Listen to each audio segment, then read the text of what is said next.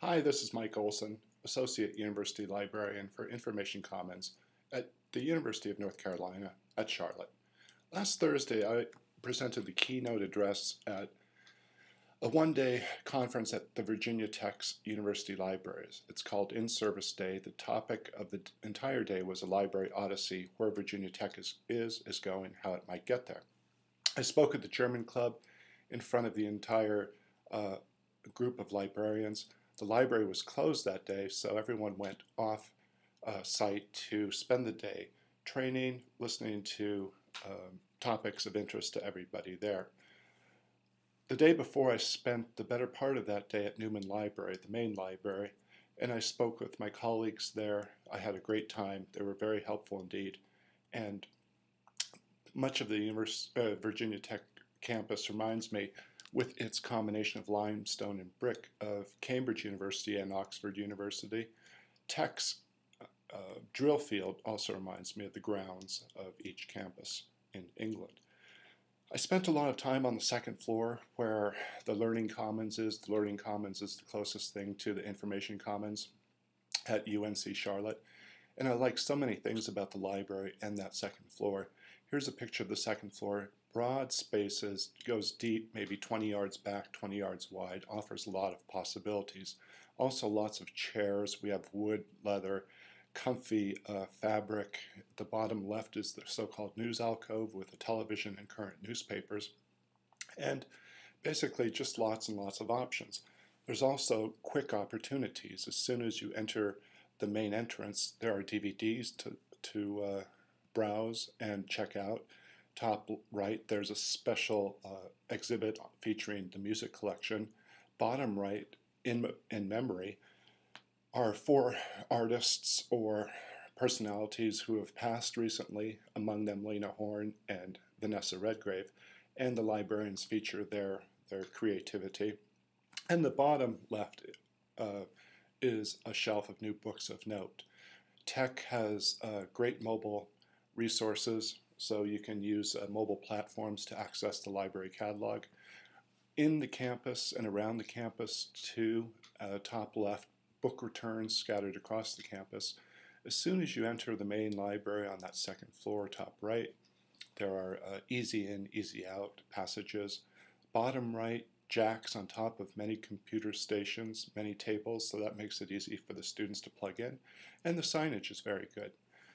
So the question is, if Virginia Tech's brand now is called Invent the Future, the question is, who will invent the university library's future? And I would say students. Do we really know what our students want? If, in my thesis, we do not really know what the students want, then let's ask them. Students are inventors. Students define their success. We should ask every student, how do you work? Every class has a dedicated librarian. Let's reach students where they work, and let's allow students to assess us.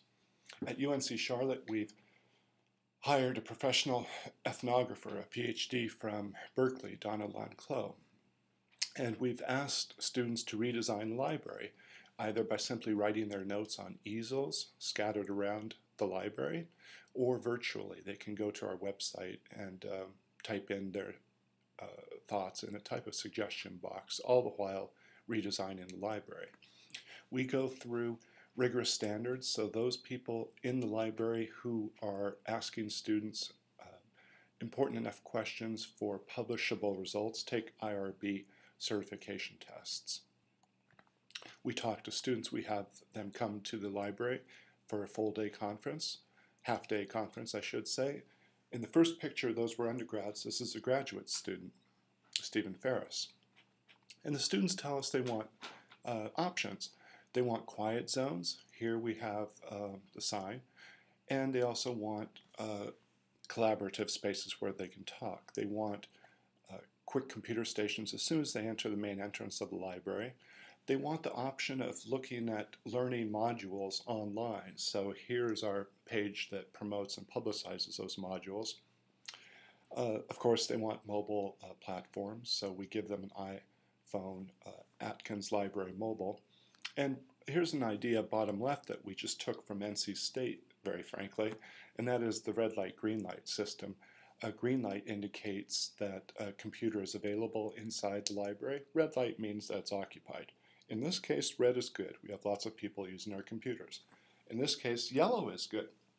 These are the bookings for our group study rooms.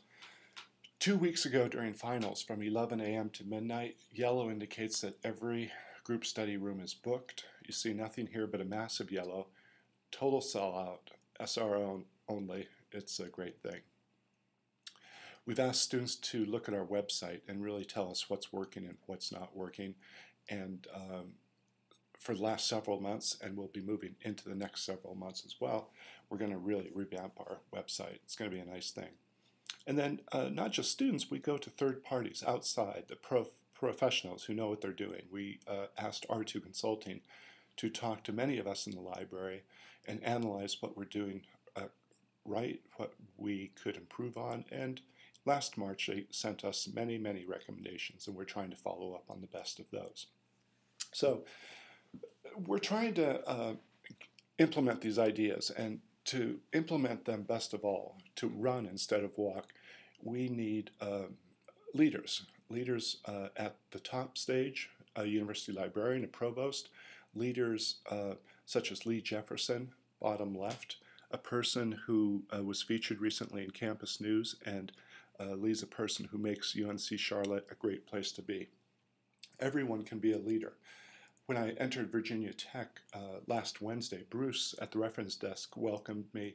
Bruce was terrific. He made me feel right at home. You could tell he was expert, and to me, Bruce is a leader.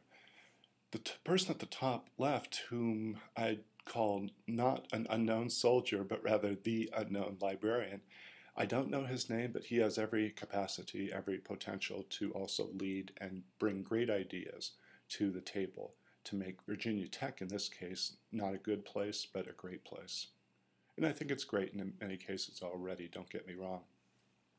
Going back to UNC Charlotte, our students love the new implementation 24/7.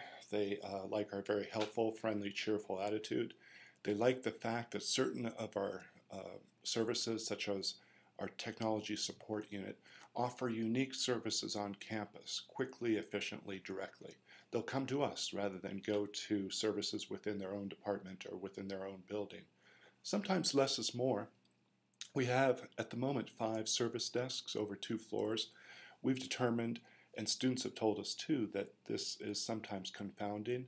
So we're going to take 3 of those desks away, continue with 2, and in this case, 2 will be more than 5. We, on the first floor, consider our reference collection and also the full height shelving to be, frankly, a bit of a distraction. We're going to take away those shelves. We're going to take the reference collection and largely integrate that into our general stacks upstairs, and instead create more spaces dedicated to students. Different types of chairs, different types of work tables. We would like to have bursting stacks, bursting numbers of students in-house so that we can show definitively to the administration that we are doing the job, we're bringing people in, we're doing the right thing, and of course we're deserving of additional support if additional support is forthcoming. We implement social media. We try to promote, publicize on Facebook, Blogger, YouTube, Twitter, and podcasts.